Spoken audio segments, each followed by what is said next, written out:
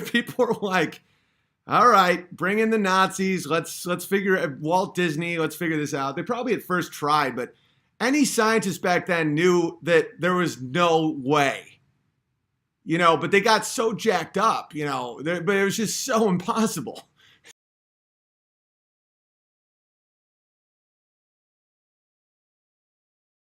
It's just like, we will go to the moon. Because back then words mattered. Now like Trump's like,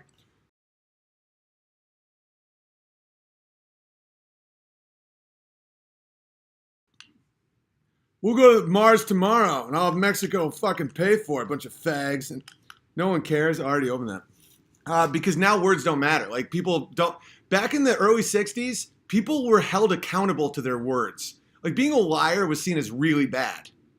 It's like being a man of your word was like a big thing. That's why people don't get why that was taken so seriously. It's like when you're like, America will be on the moon. People are like, now we have to. Nowadays, people are like, I'll go to the moon tomorrow. It's like, oh, you said that last week. It's like, that was last week. It was Twitter, bro. It's crushing. And no one cares. It's hilarious. All right, so what the hell was I just talking about? Oh, the another thing. So Apollo 13. You guys have seen that Tom Hanks movie, Apollo 13, right? So there was a Houston, we have a problem. That's what made that famous. So for all you young bucks that just have to understand how insane that this whole thing is, right? So one of these flimsy, idiotic contraptions that NASA makes apparently is in deep space, right? Deep space, that's a vacuum.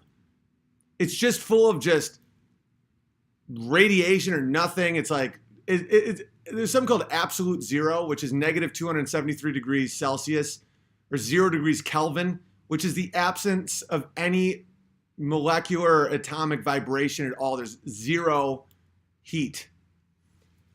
Okay, so that's deep space. Or it's insanely hot. Or it's like if the sun is shining on you, it's like blazing hot. That's why Mercury goes so hot, so cold, because it doesn't have an atmosphere.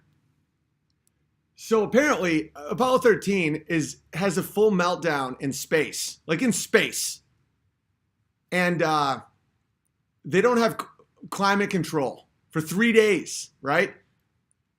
Bear in mind, do you understand what they're trying to sell you guys on the materials of it?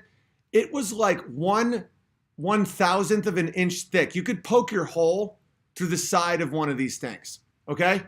So when they say tinfoil hat, understand that they are projecting on you what they are.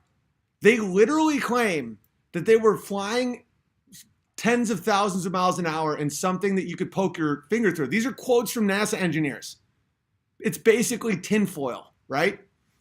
So there's zero ability of protecting you from heat or cold.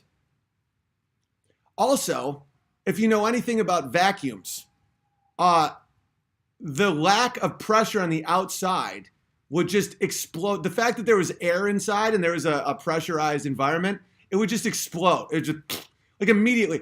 It's as crazy as saying that we went to the bottom of the ocean protected by newspapers. I'm dead. It's that insane. So for 3 days, they're protected only. So it was either like 400 degrees or negative. Just they're, and the NASA engineers themselves are talking about how like you would either just cook or just like freeze to death. For days, they're in this thing that you could poke through a hole. By the way, there's also something called space junk, where like one screw, like one little, like a penny, is flying so fast because and on Earth we have something called you have gravity, which is 9.82 meters per second squared, but then there's something called terminal velocity where you can't go any faster because the friction with the air is as strong as the acceleration of gravity. So that's when you start feeling like you're floating, right? Space doesn't have that.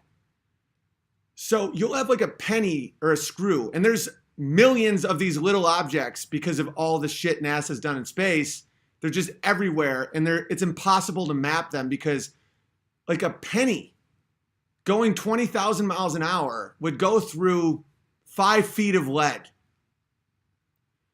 Okay, so they're in a thing where you can poke a hole through it with your finger for 3 days. So even if you say that they have the guidance and the science where they can avoid space junk, they don't even have any power, guys.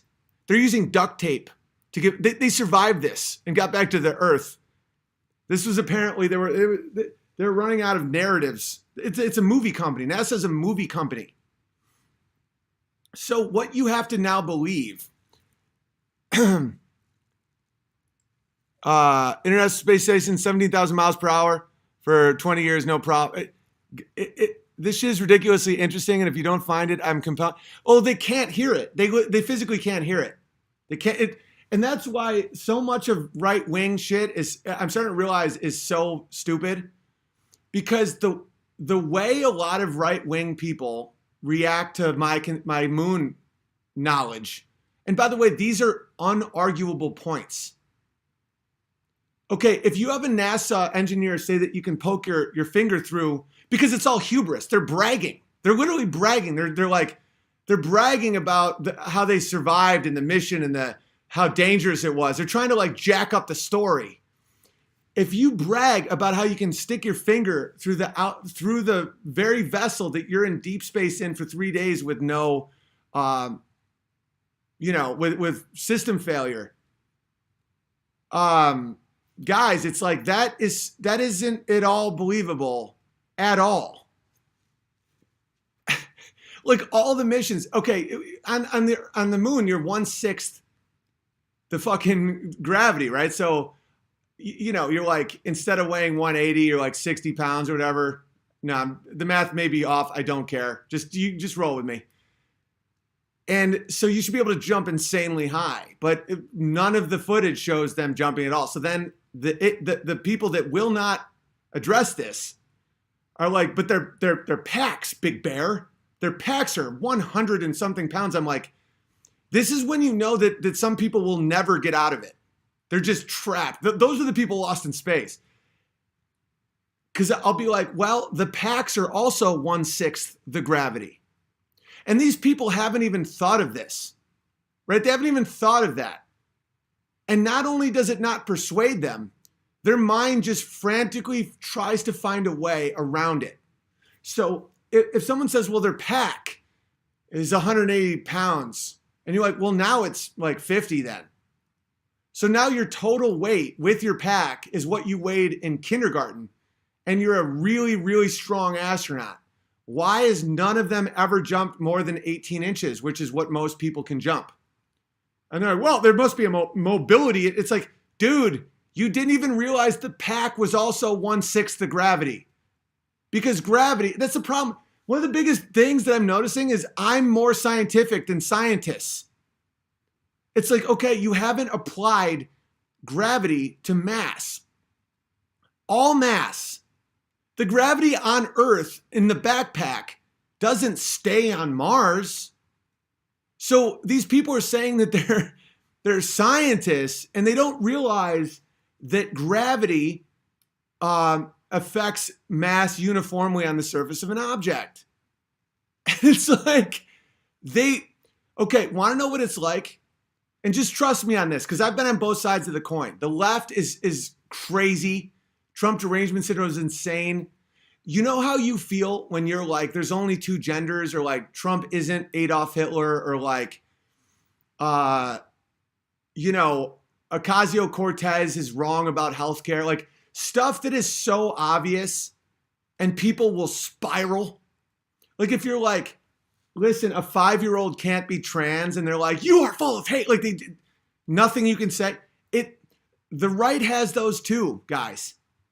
And I'm not going to play these games. Like I've been embraced by a lot of the right wing, and I'm very happy about that. Thank you. God bless. But I'm not going to play these games, guys.